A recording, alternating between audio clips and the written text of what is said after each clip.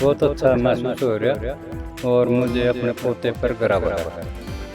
उन्होंने मेहनत की, परिश्रम खूब किया और मेरे बेटों ने भी उसके ऊपर जी जान से कोशिश करी।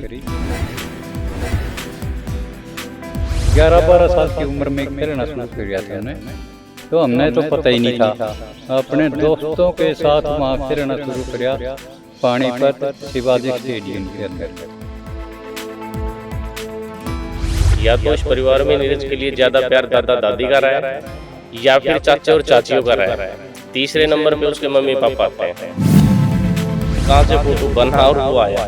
लेकिन मैं ये जरूर कहना चाहूंगा कि किसान होने में हमें गर्व है और किसान का बेटा कहलवाने में नीरज को गर्व है।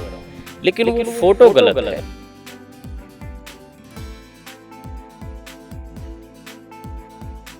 उसने देश के लिए काम किया है, ओलंपिक में गोल्ड लाके। हम उतना अपनी तरफ से उतना ही बड़ा एक जश्न उसके लिए करना चाहते थे जब वो अपने गांव वापस लौटे। लेकिन प्रोग्राम डिले करते चले गए क्योंकि उसके पास में शेड्यूल इस तरह से बना हुआ था।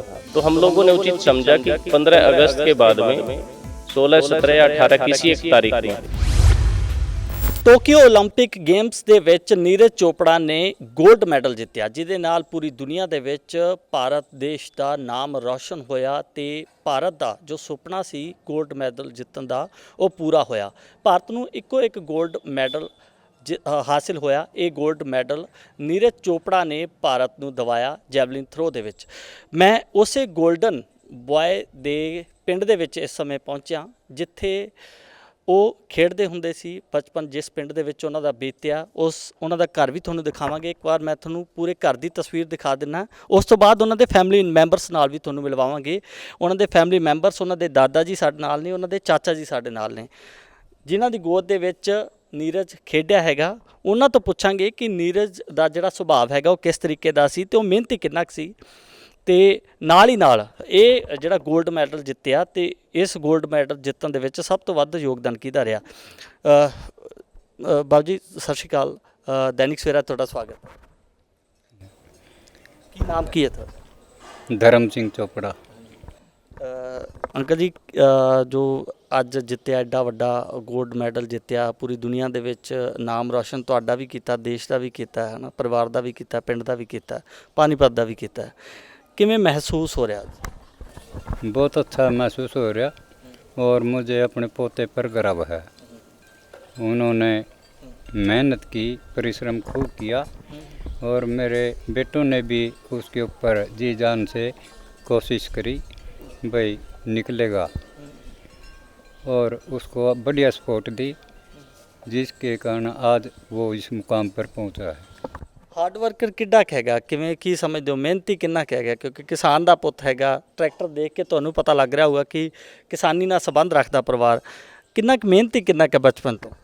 मेहनती तो खेत में तो हमने उससे कोई काम करवाया नहीं।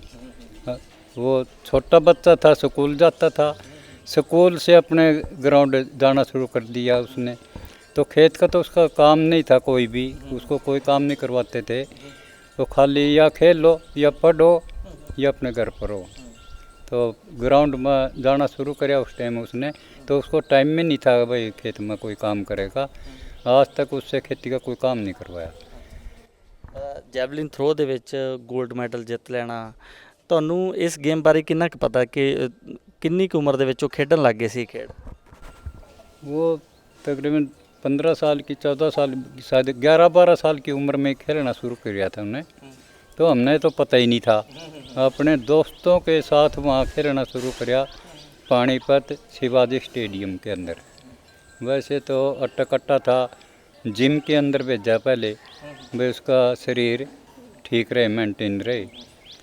तो वहाँ दूसरे दोस्त नज़दीकी उसके वो था जिम, दूसरी साइड वो था, वो उनको खेलते देखता, जिम में घंटा आध घंटा लगा के फिर वो खेल देखता था उनके। फिर वो भी उनके साथ ऐसे ऐसे दोस्ती बन गई और उसने भी उनके साथ खेलना शुरू कर दिया। तो वहाँ पर एक जयवीर गांव बिंजल का लड़का था, वो भी उसका दोस्त बन गया, सीनियर था, वो जैवलिन थ्रोअर था। तो उसने उसको सिखाया भाई तेरे में चोखा ताकत दिक्कत हो जैवलिन थ्रो करके देख। तो उसने उसको बताना शुरू किया, तो ऐसे वहाँ से स्टार्टिंग हो गई थी। फिर अच्छा खेला और वहाँ से मेरे से 1-2 साल रह के फिर वो पंचकुला चले गया। तो पंचकुला उसको अच्छा कोच और भी ज़्यादा मिला, नसीम अहमद, वो उसका कोच रहा कुरुक्षेत्र। तो वहाँ पर उसने कोचिंग ली, वहीं पर उसने एडमिशन लिया पंजाब यूनिवर्सिटी से। तो वहाँ पर उन्होंने पढ़ाई पूरी करी और पंचकुला ही खेलिया। ਅੱਗੇ ਜੀ ਤੁਹਾਡੇ ਪਰਿਵਾਰ ਦੀ ਇਹੀ ਖੂਬਸੂਰਤੀ ਨਹੀਂ ਹੈਗੀ ਕਿ ਇੱਕ ਨੀਰਜ ਚੋਪੜਾ ਵਰਗੇ ਇੰਨੇ ਹੋਣਹਾਰ ਖਿਡਾਰੀ ਤੁਹਾਡੇ ਪਰਿਵਾਰ ਦੇ ਵਿੱਚ? ਇੱਕ ਖੂਬਸੂਰਤੀ ਤੁਹਾਨੂੰ ਇਹ ਵੀ ਦੱਸ ਦਿੰਦੇ ਕਿ ਸਾਰਾ ਪਰਿਵਾਰ ਇਕੱਠੇ ਰਹਿੰਦੇ ਆ। ਅੱਜ ਵੀ ਚਾਚੇ ਜਿਹੜੇ ਹੈਗੇ ਨੇ ਉਹ ਨਾਲ ਰਹਿੰਦੇ ਨੇ, ਇੱਕੋ ਚੁੱਲ੍ਹੇ ਦੇ ਉੱਤੇ ਰੋਟੀ ਪੱਕਦੀ ਹੈ ਤੇ ਇਕੱਠੇ ਰਹਿੰਦੇ ਨੇ। ਇਹ ਇੰਨੀ ਜਿਹੜਾ ਅੱਜ ਕੱਲ੍ਹ ਤਾਂ ਦੇਖਿਆ ਜਾਂਦਾ ਕਿ ਇਕੱਲੇ ਇਕੱਲੇ ਰਹਿਣਾ ਲੋਕ ਪਸੰਦ ਕਰਦੇ ਨੇ, ਤੁਹਾਡਾ ਪਰਿਵਾਰ ਵੀ ਇਕੱਠੇ ਰਹਿੰਦੇ ਆ, ਚਾਚੇ ਬੱਚੇ ਸਾਰੇ ਇੱਕੋ ਹੀ ਚੁੱਲ੍ਹੇ ਦੇ ਉੱਤੇ ਰੋਟੀ ਪੱਕਦੀ ਸ਼ਾਮ ਨੂੰ। हाँ जी, आप पता नहीं इसको क्या कहते होगे पंजाबी में, तो तुसी की कहते होगे। थोड़ी बहुत ही पंजाबी में भी जानता था, पर अब तो बोल नहीं जाएगी इतनी स्पीड में। तो दरांत जिसको बोलते हैं, भाई एक बच्चे को ज़्यादा खिला दिया, एक बच्चे को कम खिला, तो उनकी आपस में तकरार बनती है, भाई मेरे बच्चे को नहीं खिलाया, अपने को खिला दिया। तो यहाँ ऐसी कोई बात नहीं बनती। जो खाते हैं तो एक सार खाना खाते हैं। घी होगा सबके लिए घी होगा, दूध होगा सबके लिए दूध होगा, सब्जी होगी, नमक होगा तो सबके पास नमक होगा। बस ये नहीं है भाई एक घी के साथ खा रहा और एक सूखी रोटी खा रहा, एक रोटी मिलेगी सबको। ਉਹਨਾਂ ਦੇ ਚਾਚਾ ਵੀ ਸਾਡੇ ਨਾਲ ਨੇ। ਸਭ ਤੋਂ ਪਹਿਲਾਂ ਆਪਣਾ ਨਾਮ ਦੱਸ ਦਿਓ। जी, मेरा नाम सुरेंद्र चोपड़ा है। मैं नीरज का सबसे छोटे वाला चाचा हूँ। ਅੱਛਾ, ਤੁਹਾਡੀ ਤੇ ਏਜ ਵੀ ਕੋਈ ਜ਼ਿਆਦਾ ਨਹੀਂ ਲੱਗ ਰਹੀ, ਮਤਲਬ ਚਾਚੇ ਦੇ ਨਾਲੋਂ ਜ਼ਿਆਦਾ ਦੋਸਤੀ ਆਪਸ ਦੇ ਵਿੱਚ ਜ਼ਿਆਦਾ ਹੋਣੀ ਮੈਨੂੰ ਲੱਗਦਾ ਤੁਹਾਡੇ ਪਰਿਵਾਰ ਦੇ ਵਿੱਚ ਜੋ ਬੌਂਡਿੰਗ ਹੈ, ਜਿੰਨੀ ਕਿ ਤੁਹਾਡੀ ਉਮਰ ਲੱਗਦੀ ਹੈ। हाँ, मैं ये कह सकता हूँ कि पारिवारिक में रिश्तों में उम्र का तो फ़र्क है, 18-19 साल का फ़र्क है मेरी उम्र में और नीरज की उम्र में। लेकिन वो मायने नहीं करता कि हम बड़े और छोटे कितने हैं। मायने ये करता है कि आपस में जो टोनिंग है रिश्ते की वो कितनी गहरी है। तो हमारे परिवार में जो रिश्तों की टोनिंग है वो सबकी गहरी है, और ख़ासकर नीरज के साथ तो बचपन से ये अटैचमेंट सभी की ज़्यादा रही है। तो उसमें शायद उसके मम्मी पापा की कम हो सकती है, चाचे और चाचियों की अपेक्षा। या तो इस परिवार में नीरज के लिए ज़्यादा प्यार दादा दादी का रहा है, या फिर चाचे और चाचियों का रहा है। तीसरे नंबर पे उसके मम्मी पापा आते हैं। जो दादा ज़्यादा प्यार करते, चाचे ज़्यादा प्यार करते, चाची ज़्यादा प्यार करती हैं, अटैचमेंट तो माँ पे मतलब। हाँ, वो ज़्यादा रहती है। और इस जो संयुक्त परिवार की जो होने की ताकत है, जो लोग संयुक्त परिवार में रहते हैं वो बेहतर जानते हैं। सेक्रीफाइस करना पड़ता है रिश्ते बनाए रखने के लिए, आपस में समझ बना के रखनी पड़ती है। जरा सी बात पे पैदा होने वाली गलतफहमियों को टाइम रहते दूर करना पड़ता है। एक दूसरे के रिश्ते को बड़ा रिस्पेक्ट देनी पड़ती है हर रिश्ते में। तो मैं यही मतलब कहना चाहूँगा कि ये संभव है। हमारे बुजुर्ग ऐसा संयुक्त परिवारों में ज़्यादा रहते थे। हम लोगों की अभी कोशिश है कि हम लोग बने रहें।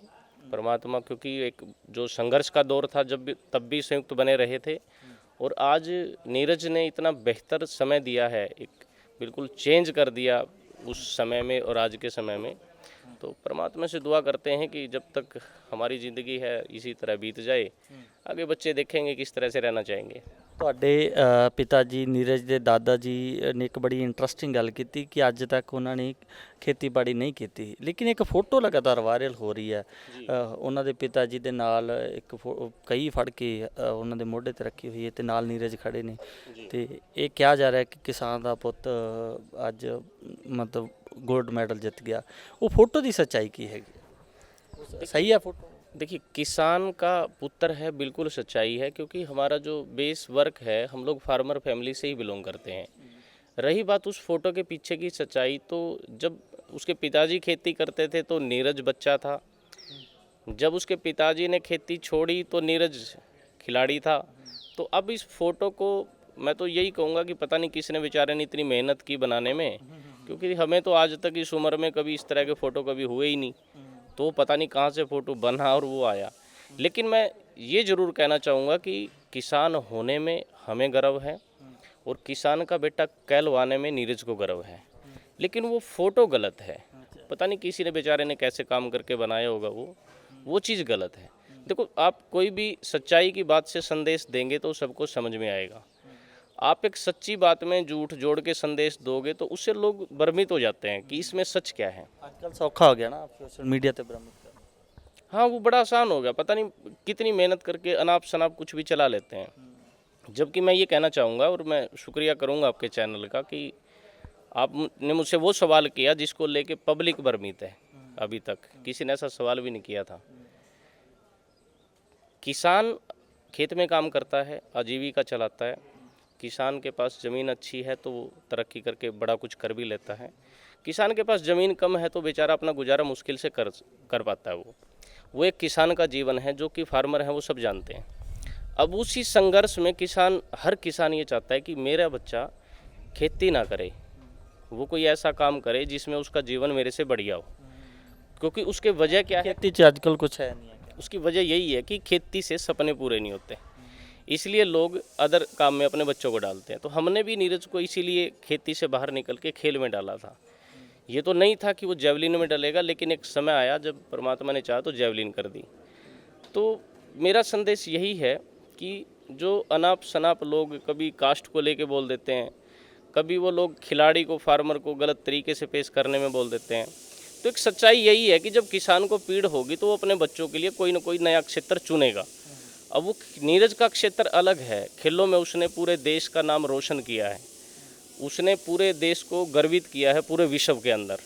तो वो उसका क्षेत्र खेल है। यदि हम लोग उसी को खेती में जोड़ के गलत तरीके से रिप्रेजेंट करेंगे तो शायद वो लगेगा कि ये कुछ परिवार ही गलत तरीके से ऐसा कर रहा है, या उसके पापा को हम लोग खिलाड़ी बना के पेश करेंगे तब भी वो गलत मैसेज आएगा। तो हम अपनी स्टोरी से सिर्फ ये चाहते हैं कि फार्मर के तरीके से देखे और खिलाड़ी को खिलाड़ी के नज़रिए से देखा जाए। जी। तो एक चीज़ होर ਜਿਹੜੀ ਨਿਕਲ ਕੇ ਸਾਹਮਣੇ ਆਈ ਹੈ ਗੱਲਾਂ ਬਾਤਾਂ ਚੋਂ ਕਿ ਉਹ ਦੋ ਭੈਣਾਂ ਦਾ ਇੱਕੋ ਭਰਾ ਹੈਗਾ, ਵੱਡਾ ਭਰਾ ਹੈਗਾ ਮੇਰੇ ਕੋਲ नीरज। देखिए, अब ये भी बात इस तरह से मैं कहूँगा इस बात को कि वो 7 बहनों का भाई है। क्योंकि सारे इकट्ठे रहते परिवार में 4, उसके अलावा 3 और भाई हैं। अब जिस तरह इंश्योरेंस कंपनी और मीडिया परिवार को आके बांट देती है अपने शब्दों से, इंश्योरेंस वाले भी बोल देते हैं कि मम्मी पापा, हस्बैंड वाइफ, दादा दादी पॉलिसी में नहीं आते।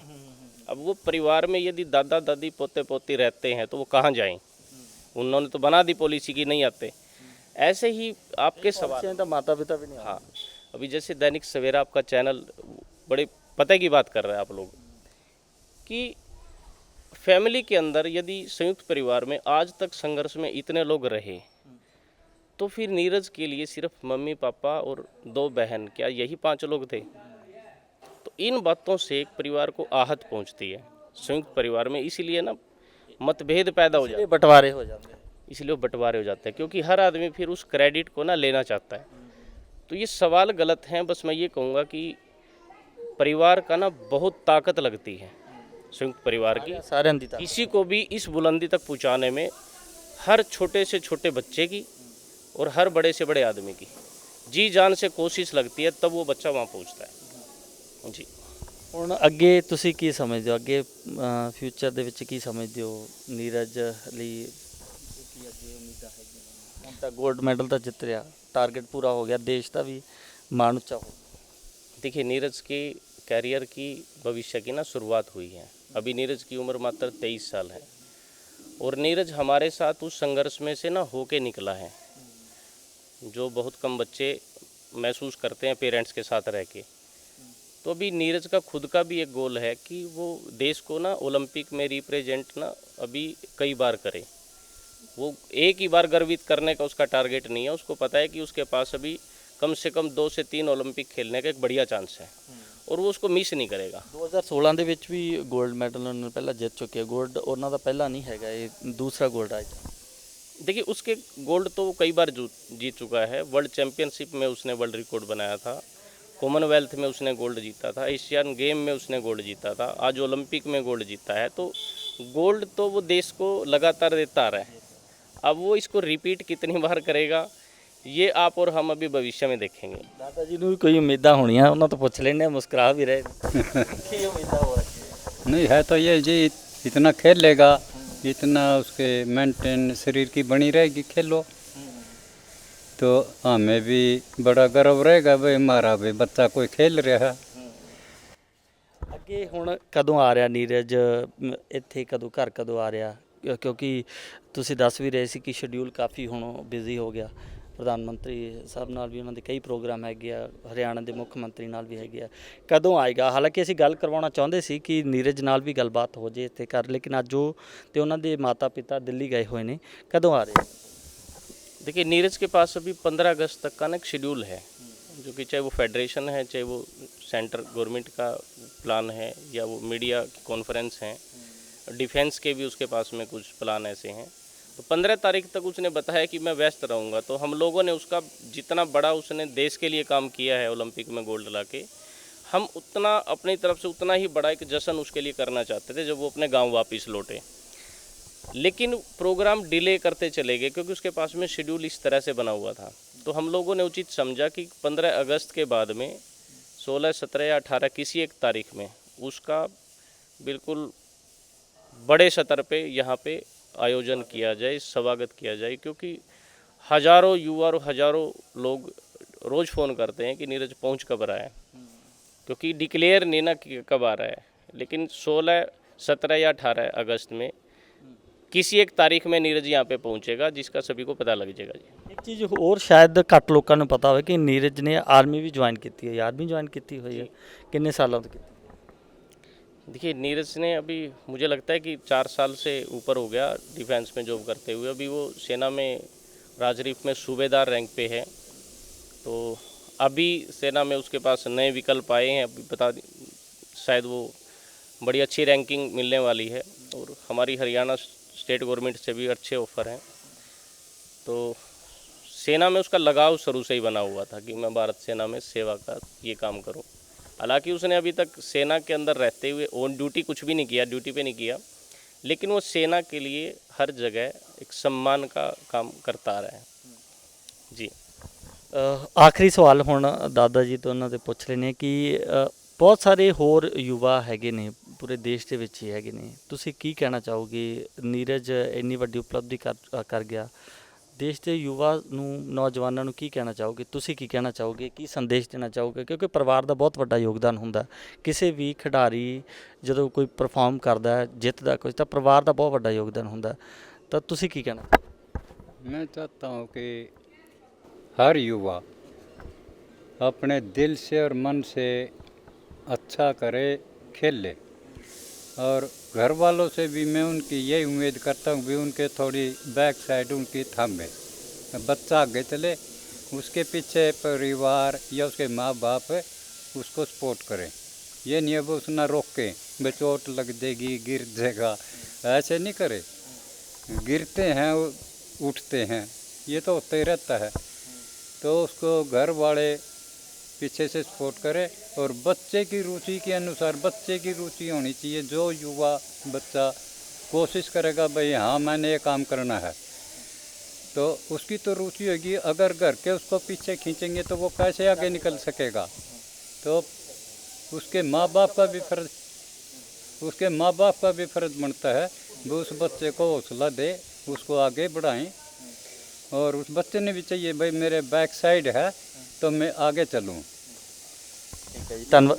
देना चाहता हूं भाई सब अपने बच्चों को आगे बढ़ाएं और पीछे उसकी सपोर्ट करें भाई अब खड़े तो कोई ये काम है, गलत काम नहीं करवाओ, उसको अच्छी जगह चलता हो चले, अदरवाइज नहीं कोई कहा मैं गलत काम कर रहा, उसके माँ बाप ये कहा ना बेटा करदा रहो तू ना फंसा का खड़ा करदा कड़ी जेल में पा पिटेगा, ऐसा नहीं।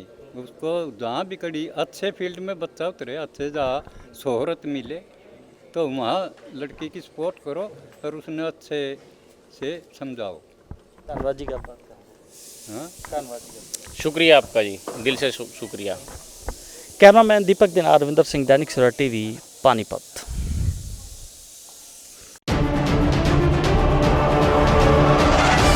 ਅੱਜ ਪੰਜਾਬ ਵਿੱਚ ਬਿਜਲੀ ਦਾ ਸੰਕਟ ਹੈ, ਬਿਜਲੀ ਦੇ ਕੱਟ ਵੀ ਲੱਗ ਰਹੇ ਹੈ, ਬਿਜਲੀ ਦੇ ਰੇਟ ਵੀ ਵੱਧ ਗਏ ਹੈ, ਬਿੱਲ ਵੀ ਬਹੁਤ ਵੱਡੇ ਆਉਣ ਲੱਗ ਗਏ ਹੈ। ਸ਼੍ਰੋਮਣੀ ਅਕਾਲੀ ਦਲ ਦੇ ਸਰਕਾਰ ਦੇ ਦੌਰਾਨ ਅਸੀਂ 24 ਘੰਟੇ ਬਿਜਲੀ ਦਿੰਦੇ ਸੀ ਤੇ ਐਸਸੀ ਤੇ ਬੀਸੀ ਭਾਈਚਾਰੇ ਨੂੰ 200 ਯੂਨਿਟ ਹਰ ਮਹੀਨੇ ਹਰ ਬਿੱਲ ਵਿੱਚ ਮੁਫਤ ਦਿੰਦੇ ਸੀ। ਅੱਜ ਮੈਂ ਸਾਰੇ ਪੰਜਾਬੀਆਂ ਨੂੰ ਵਾਅਦਾ ਕਰਦਾ ਉਹਨਾਂ ਦੇ ਘਰਾਂ ਦੇ 400 ਯੂਨਿਟ ਹਰ ਮਹੀਨੇ ਸਾਡੀ ਸ਼੍ਰੋਮਣੀ ਅਕਾਲੀ ਦਲ ਬਹੁਜਨ ਸਮਾਜ ਪਾਰਟੀ ਦੀ ਆਉਣ ਵਾਲੀ ਸਰਕਾਰ ਉਹਨਾਂ ਨੂੰ ਮੁਫਤ ਦੇਊਗੀ। 2 ਮਹੀਨੇ ਦਾ ਬਿੱਲ ਦਾ ਮਤਲਬ 800 ਯੂਨਿਟ ਹਰ 2 ਮਹੀਨੇ 'ਚ ਜੋ ਬਿੱਲ ਆਇਆ ਕਰੂਗਾ ਉਹ ਮੁਫਤ ਹੋਣਗੇ। ਆਹ ਸਾਡਾ ਵਾਅਦਾ ਤੁਹਾਡੇ ਨਾਲ।